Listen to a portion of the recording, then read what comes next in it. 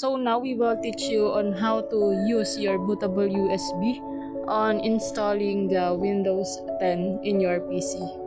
The first thing you need to do after you insert your flash drive is to format it first. Make sure that your flash drive is at least 16 GB. Pag pinindot natin yung USB, makikita natin doon yung format. And then, i-okay lamang natin yan. Then, format na yung ating USB.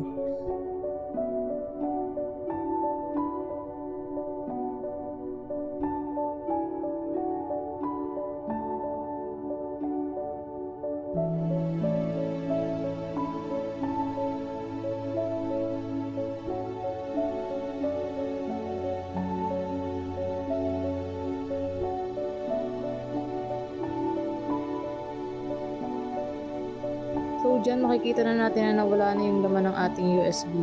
Then, okay na yan. Then, next naman natin dito is, punta tayo sa ating Google. Diyan, isa-search natin yung Create Windows 10 Bootable USB. Then yan, lalabas na yung Create Windows 10 Installation Media. Then, ida-download na lamang natin.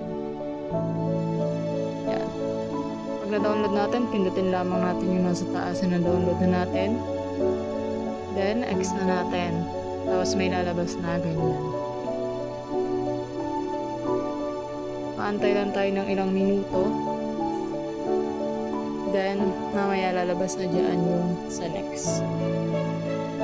Then, next lalabas na yung applicable policies and license terms.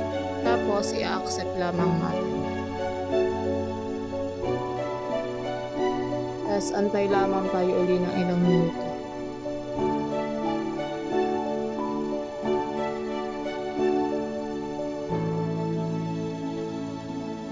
So, dyan, piliin lamang natin yung Create Installation Media dahil gagawa nga lamang tayo ng bootable flash drive.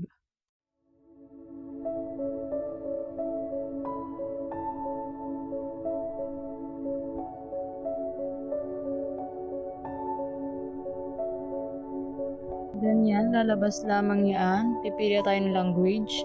Tapos, Windows 10 64-bit. Then, in-next lamang natin yan. Then, after nan, may mga susunod pa. In-next lamang natin. Then yan, nag-download na yung ating Windows 10. Intayin lamang natin yan dahil medyo matagal.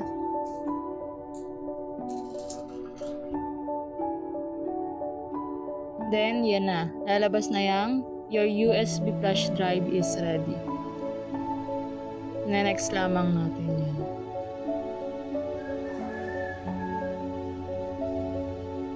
Bago yan ma-close, mag-setting up muna siya.